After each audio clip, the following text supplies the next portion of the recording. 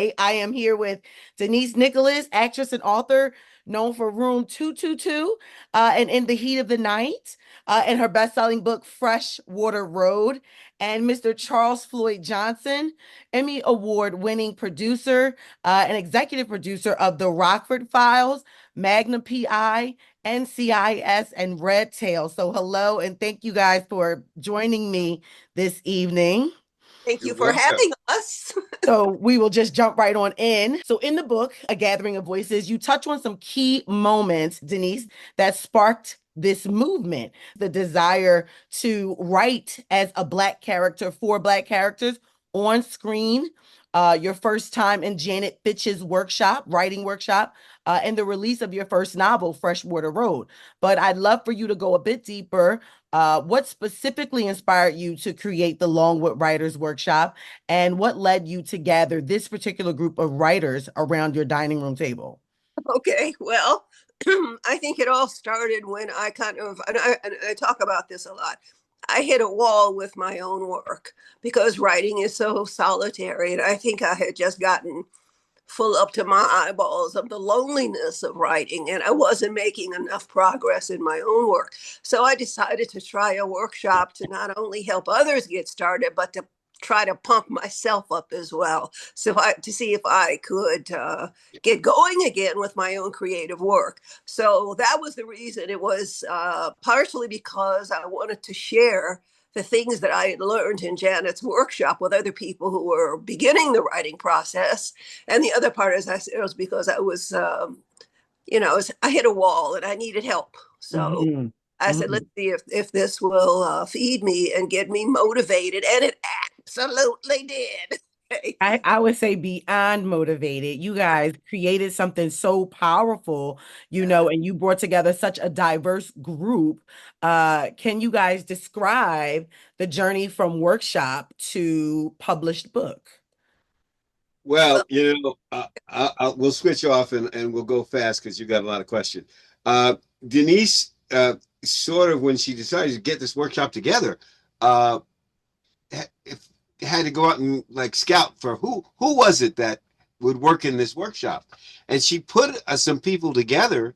I've heard, and the first group of people didn't quite work. So then she went out and she scouted, and she knew Hattie. They were they were together in the Negro Ensemble Company, Mhm. and Hattie was writing, and she knew that, and she got Hattie, and eventually she got me, and she found Dr. Otto Stallworth because he was writing and had sent her material, and she was in a book club with Gwen Williams. So anyway, she pulled us all together, and we used to meet Akila before the pandemic, by was it by monthly. yes. Every 2 weeks Okay. we would come to Denise Nicholas's house, and I'll include this because this is later question. Denise Nicholas lives on Longwood Avenue. Okay. So that answers that. And when we decided what do we call ourselves, we all said, wait, we're here on Longwood Avenue. It was had a nice ring to it. I've been to Longwood Gardens, so you know. Have you? Yes. Well, because Okay. I'm from Delaware, and That's right. we did things where kids went to, those things where kids go to those, what do you call it? Yeah. Anyway, The light shows. yeah, yeah. So we Yeah. went there. So anyway, so we met there, and Denise was, make it quick, a tough taskmaster. Hmm. She had learned a lot in Janet Fitch's workshop, and we learned from her that she's a master at the craft. She then sought to teach us the same thing, and she did. And when the pandemic came, we slowed down. We had to go by Zoom, and eventually, when we came back, we realized we had a ton of material that was not necessarily going to be in memoirs. Hmm. And so we said, how do we put it together? And one of our people, Denise Billing, said, Denise always wanted to get a book out. I don't remember necessarily that was the case, but we all decided it was best to do a book, then how to put it together. Hmm. So the last few years, it was a long process, maybe 6 years. The last 2 or 3 were the ones we put the pedal to the metal to try to put it together. Oh, And, we'll go from there. Denise, did you want to add anything to that question? not really. That was No. that's pretty That's pretty good. That covers it. So Yeah, I'm assuming that you guys self-published because you've got the Longwood Publishing yeah. LLC. Yes. That's Well, I think we felt it was easier than waiting to send it out, try to get publishers interested. We didn't know how that was going to be, and we were all seasoned writers. We were yeah. all mature. We've had careers long careers before this, and we didn't feel we had the time to wait 2 or 3 years or even a year to do it. So we took upon ourselves to learn about self-publishing, which was a whole nother Yeah. uh, arcane thing to do, and we did that. It is a much more difficult process than they lead you to believe. Yeah. Yes, but we got it done, and we formed the Longwood Publishing Company. And you mentioned something in your questions about being publishers. Well, we are publishers for ourselves. We had grandiose ideas at one point of publishing lots of other people's materials, but Hmm. we realized that was Dream of opening my front door and there were 45,000 boxes of people in their books sitting out on my porch. So we we said, What? said let's we pull said back we from can. that idea. Well, we three of us are in the entertainment community, and there are lots Mhm. who have ideas, and Yeah. we did a couple of readings of two of our other people's short memoirs, and suddenly there was this whole thing of can we join, can you read our material? So we thought we'll publish our own, but not we won't go further. Right. Yeah. Okay. You mentioned so now you gave me an idea for two new questions, but Okay. because well we as you know Felicia Rashad she did the foreword which was Yeah. amazing because I learned something new about her. Her mother was a writer, Yeah. and and it makes a lot of sense. But I wonder how come she wasn't a part of the workshop. Well, go ahead, Denise. Well, she's in New York, first of all, and we're in Okay. this. Yeah. However, her primary work is actor and director. I don't know that I've never heard from her or Hattie's her closer friend if she's Mhm. talked about wanting to be a writer as well. I haven't heard that. So, um, but most importantly, we were in Los Angeles and she centered in New York and DC, I think, when she was at Howard, when she's at Howard. Yeah. Well, it's wonderful that she's even still a part of the project. So, Yes. um, Charles mentioned you being a master at your craft, and I mean, it just makes sense, because you were a master at your craft in acting. And so I wondered how your backgrounds as actors influenced your writing process. How did storytelling on the page compare to storytelling on the screen? Well, I think there certainly are elements that are in all of the formats that that we're talking about. But I think that when you're on the stage, you're acting somebody else's words. You're telling somebody else's story that you're making people believe is your story. Hmm. But when you write, it's your story, even if it's about somebody else. So I think the intimacy of the writing process is quite different than the because there is intimacy in the screenwriting process and acting as well.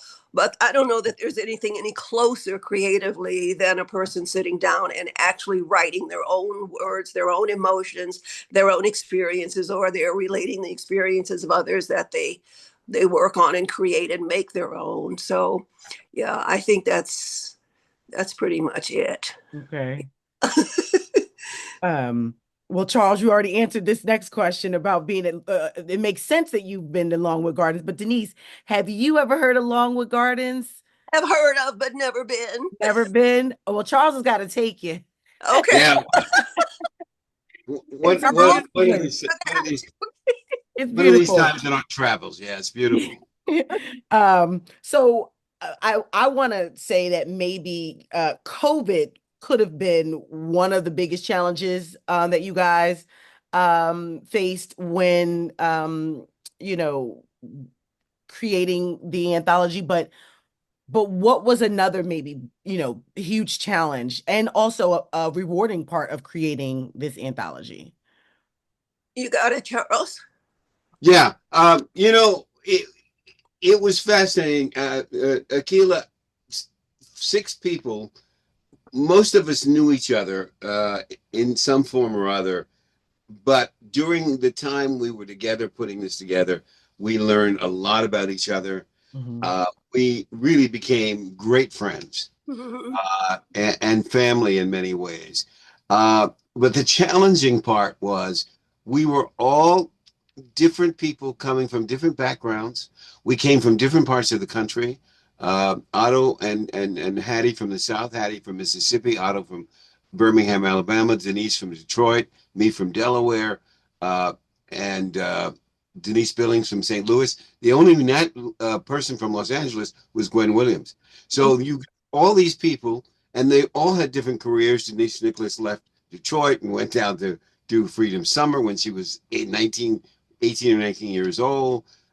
Hattie went up from Mississippi to New York. So we then had all these life experiences that we had to bring together. And once we got them on paper, it was like, how do we then, when we put them in a book, if we put them in a book, how do we make them work? How do we focus them? How do we coalesce them? That was the challenge. Uh, Mhm. but we worked very hard at it. And I remember one of the things, this book almost was called From the Dining Room Table because we did so much work at Denise's table. And I remember sitting there with her and with others at different times, putting all of the material that we had gathered out. What could we put in and where could it go and how could it connect? That was it was very challenging. I mean, and we had to take it seriously, and we did. And Mhm. eventually, we found a way to focus the book. You talk about that wonderful uh, piece in that we use early on. A child that is not Mhm. whatever in the Mhm. village will burn it down. Yeah. Uh, that's seared in our brains. But we have another quote from Sonia Sanchez that we use in the beginning of the book about let our voices rise and whatever. I'm trying to get to some of your questions so we don't miss anything. You said one of the things you said is, I don't know if Denise has thought about this. If Gathering of Voices was a song, what it would be.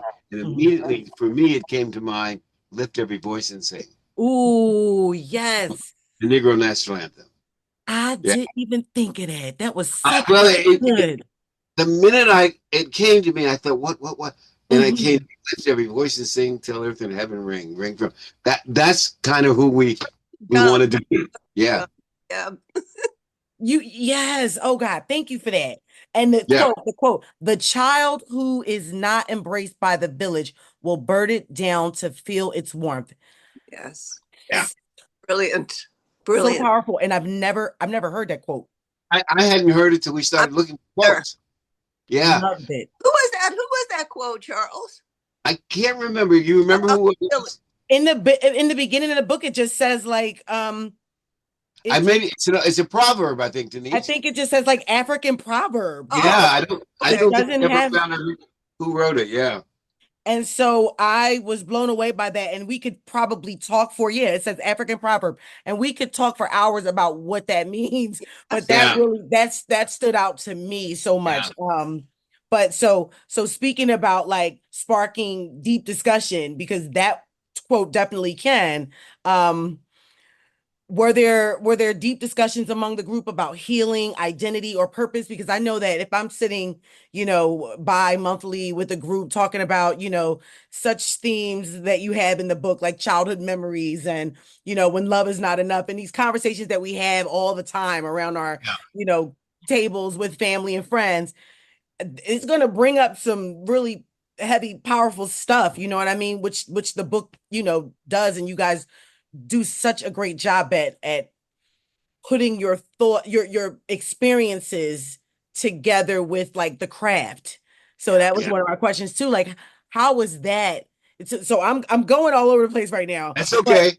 Gotcha. you know you know what were the discussions? How did it bring about healing, identity, and purpose? And then we'll get into the next I th- I think you have to be very careful there in a writing workshop because your personal experiences are not the story. The story Interesting. is another thing. It is Mm. fed by your personal experiences. And so you have to be careful in a workshop like that, that it doesn't become a therapy session. You're trying to get to the work. You're not trying to Mm. heal people. That's somebody else's job. We are writers.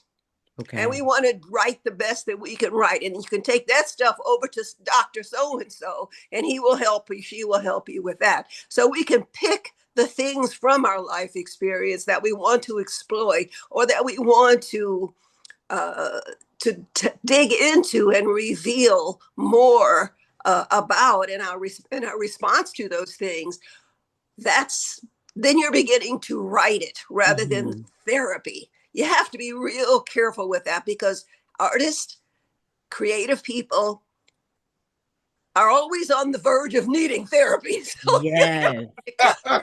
come to the table, come to the table ready to write. Don't come to the table ready to cry and boo-hoo and talk about who did what to whom 90 years ago. Okay. That's it. Yeah. It's Well, about the but craft. It's the, about shaping the craft into yeah. something that other people will enjoy, not Interesting. just you. You're not writing for you, but you are writing for you. Are Hmm. you hearing me? So you have to balance those two things because this is for the world. Hmm. Therapy is just for you. However, and Denise comes as a writing instructor, but I will tell you that there were times when we did pull things from our personal lives that Absolutely. that did touch us. And one of the things we stressed and Denise stressed is what went on in that room with Yeah. six people stayed in that room. We Yeah. didn't we didn't discuss it with our partners or with anybody else. It was there. And there were times when they were very emotional things Yeah. where we were critical of the writing per se, because that was what our task was. Because we would sit around and read for, well, Denise would have us read. There were six of us. We could never read six pieces in Hmm. one session. So three people would get to read in a session, and then you'd pass the work around. You'd have to have copies. Everybody would go around and whatever. And there was constructive criticism. Yeah. Sometimes it was a little hard to take, and sometimes there was laughter. Sometimes there was tears. Uh, Hmm. but it was about, as Denise said, it was about the work. It wasn't about our personal lives in terms of that. We were writing, so we got through it all, and in the end, we wrote some personal stuff, but it was writing it. It wasn't living it. It wasn't therapy. Hmm. So I you think did. there were times in workshop when we cried when people were talking about something that they had written that was deeply personal, and there were tears at them. We had boxes of Kleenex all the time. All the time. My point is that you take that emotion and that experience, and now you have to stop the crying and you have to shape it, as I said earlier, shape it into something that's for the world, not just for you at the table. Hmm. You see, so you're using yourself, but you're also stepping away from yourself because you're getting ready to present this to the world. Yeah. Which in a lot of ways is therapeutic and makes you just like I feel like a better person in some ways. But Yeah. you know, Yeah. and you guys, you did a good job at almost putting me in the room. So since I wasn't a fly on the wall, I would love to know what a typical Longwood Writers Workshop session was actually like. Walk me through it from start to finish. Who was the first one to show up? Was there food? Was there drinks? Was there music? Who was always late? What kind of exercises did you do? Like, writing or otherwise, because for some reason I feel like you might have done some yoga or something at some point to kind of loosen up. I don't know. So Oh, so put me in the room. well, the doorbell would ring. Mhm, mhm. We How started. long were the sessions too? What do we do? Mostly 2 hours, Okay. sometimes Sometimes, longer. sometimes three. Yeah. Yeah, Okay. sometimes three. But we started at 11 on every other Saturday, and we would go 12, 1, 2, 2 o'clock, maybe sometimes. Now, the drinking and the eating part would come when we felt we had to celebrate something. If, or it was somebody's birthday, because we always celebrated the birthday of the people at the table. So we would have cake and champagne and laugh and talk and have a little teeny weeny party. Mhm. But the work itself, from my point of view as the instructor of the workshop, was basically me trying to give to them what I had been given Mhm. by my writing teacher, who was Janet Fitch. And I had taken notes in her workshop. That workshop, I entered that workshop in 1999. Freshwater Mhm. Road came out in 2005. So for those years that I was sitting in her workshop, I was taking notes because I thought she was such an incredible teacher. So I whipped out those little notebooks and brought them to the table. I said, okay, this is what we're going to do, y'all. And so we're going to, it would be things like, one of the things everybody said, go deeper, go deeper. Uh, one of the big things that I worked on with them is writing the senses. Oh, your senses have to be involved, not your senses and the characters in your writing have to be exploited, because that's how you get to know people. You get to know people sometimes about how they look, how they feel, how Mhm. they, it's all of that, all of what makes us human beings has to be in the text. It has to be on the page. Right. Akila, one of the things Denise taught us, and Hattie Winston reminded me the other day, is she taught us that before you start to write, sit down and read some poetry. Read poetry.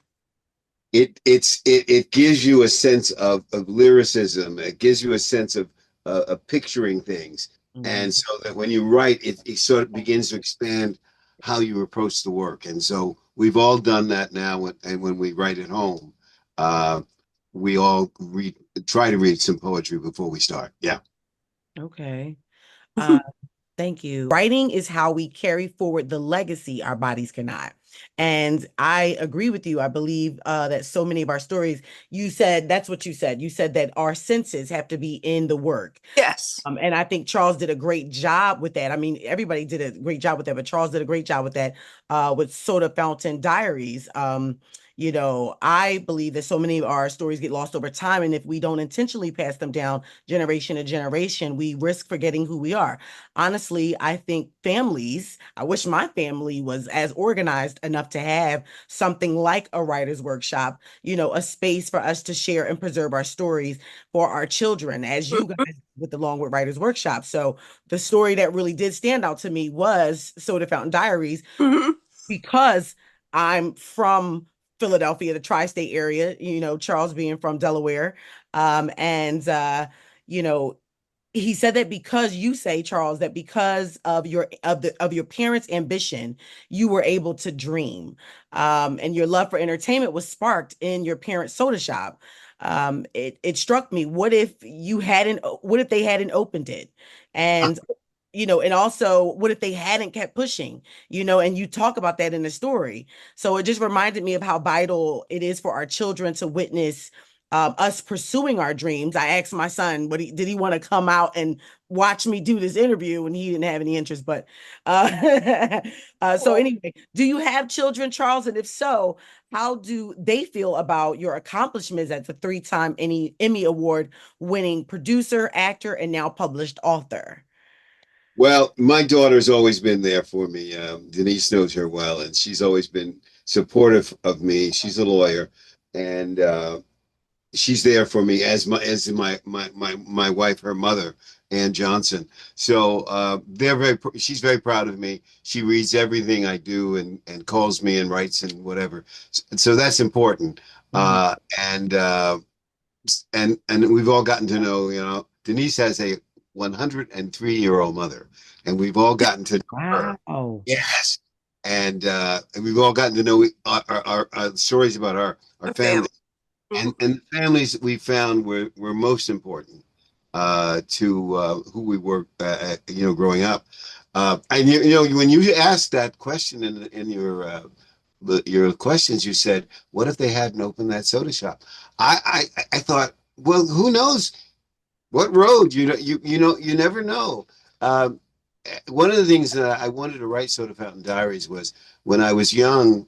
Uh, Black people were either in Amos and Andy or Beulah or those kinds of things.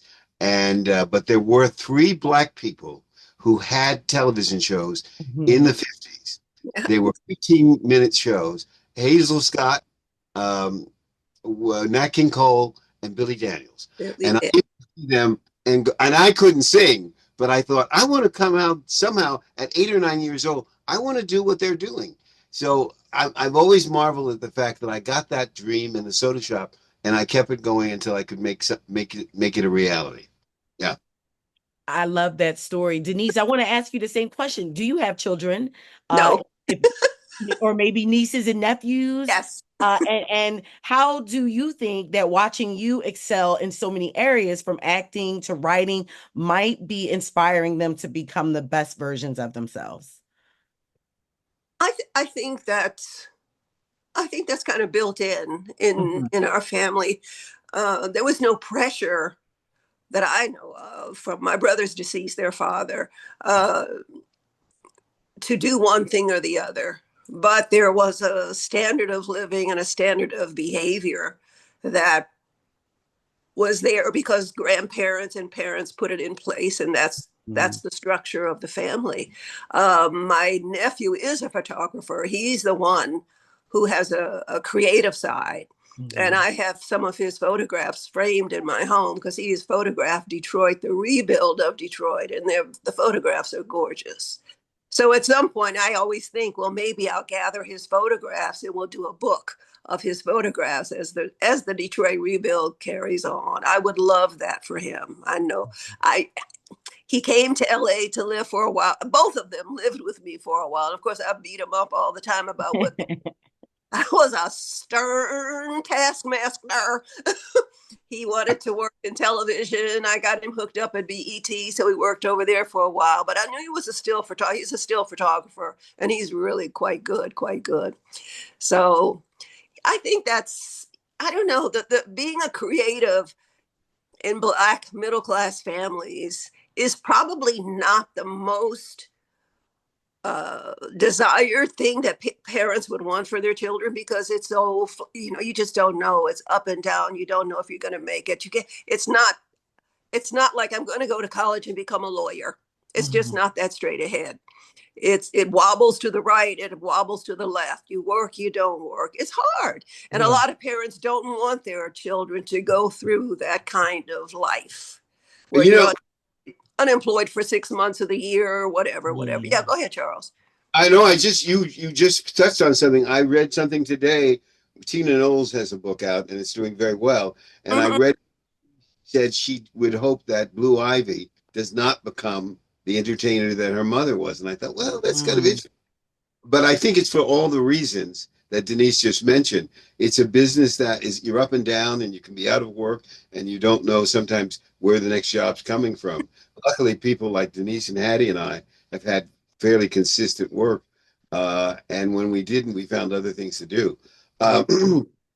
Uh, the one thing I really love that I wanted to run by you was to mention, and Denise Nicholas won't do this. She has just completed her memoir Wow, congratulations. Thank you. called Finding Home. I'm hoping, Yeah, and it's coming out in November. Okay. And advance word from the publisher is wonderful. So I just want to make sure that gets out there because thank she you. Finding home. got a fascinating life. So I Oh, want. maybe I'll get to interview you about that book. That Uh, book. would be great. What do you hope readers, because readers could be anybody, and then young writers of color, what do you hope that these two groups of people take away from reading this anthology? Charles. Denise. Well, I can't. Once we realized that we could get this book together and that we could tell stories that would uh, illustrate and demonstrate what it was like for us in terms of the challenges of living, of going through loss, love, Mhm. all of those things. When All we those realized that, we thought this is what we want people to read and take away from the lessons that we live, and maybe they can apply them to their lives Mhm. and find something personal in those stories that they can say, I understand that, or I saw how they did it. Maybe I can do that, or I can take something from them and do. We hope that that is what yeah, and certainly young readers of color. And I hope if they're young people, this book is for both young and old. And I hope for young people who want to be writers or who want to learn how we swam these waters, that they read and take some good things away from all the things. It's Yeah. all um, running through all the whole book. Really, is the the feeling that life is not easy, but we keep getting up. We Mhm. keep Yeah. pushing against the doors that are closed. We keep pushing, pushing. We keep redefining. We keep filling out empty spaces. And those are our experiences, and those are in these stories, and that's in many of the stories of Black writers, but of other writers as well, because it's life experience heightened. It's life experience done with exquisite language, but it's still life experience. It Mm. is life. Writing is life. Yes. Yeah. Yeah. Very much so. And that was a major theme, resilience throughout all Yeah. of the Yeah. the acts. So do you think you would ever turn this into a stage or film project? I Oh, doubt it. sir. No? We we might at some time do a kind of a broader reading of the material and put it together, not as a particular stage production per se, but we've talked about that. But we've all got so many things to do, and we're all feeling the clock ticking. So I'm not sure we'll ever go there. And Denise has a project that she's hoping to do, and that is to get Freshwater Road up also as a film. And I'm working on several projects as well. One is a documentary on the Congressional Black Caucus, and some other things. So I don't think we'll get to that with this book. I'm gonna just skip around. So we'll Okay. start with you first, Charles. First story you ever wrote. Uh, I wrote a little story when I was about 10 years old for the neighborhood kids who wanted to be in a play. And I wrote the play. I didn't know what I was doing, but Okay. I did that, and I think we performed it for the kids and the parents in the neighborhood. Okay, Denise, pen or keyboard? Keyboard. Charles, favorite word? Uh, Peace. Hmm. Denise, first book you ever fell in love with? Oh my Lord. Oh, I'll do my adult version because I can't remember the ones I loved in high school. It's so long ago. One of my favorite reads is Love in the Time of Cholera. I say this all the time. Gabriel Garcia Marquez's book, which is just gorgeous, gorgeous, gorgeous. So I Okay. go back and read that again and again because the writing is so beautiful. Charles, if you could write from anywhere in the world, where would it be? Oh Lord. This is going to sound a little precious. Uh, the south of France. Wonderful. I've never France been somewhere. somewhere in Somewhere. France. We're just right in France. Okay. Denise, morning writer or night owl? Morning, always morning. Charles, a book you wish you'd written. Uh, Jazz by Toni Morrison. Okay. Denise, one thing you always need near you when you write. Coffee. That was good. Charles, pen and paper or all digital? Truthfully, I prefer pen and paper, but in reality, it's all digital, Yeah. Uh, faster and easier. and our last rapid fire question, Denise, is for you. If a gathering of voices was a song, what would it be for you? Oh my Lord. Oh Charles my, answered that one already. woo. My goodness. I, I, I'm from Detroit. Music is in me. I mean, Black music is in me. It's like, Yes. I can't sing, I can't play an instrument, but it's still in me because that's what I heard. I think it would be something, I don't know, maybe something by the Temptations or the Diana Ross and the Supremes, something like Okay. I love that answer. It was amazing. Uh, sitting with you guys tonight. Thank you so much.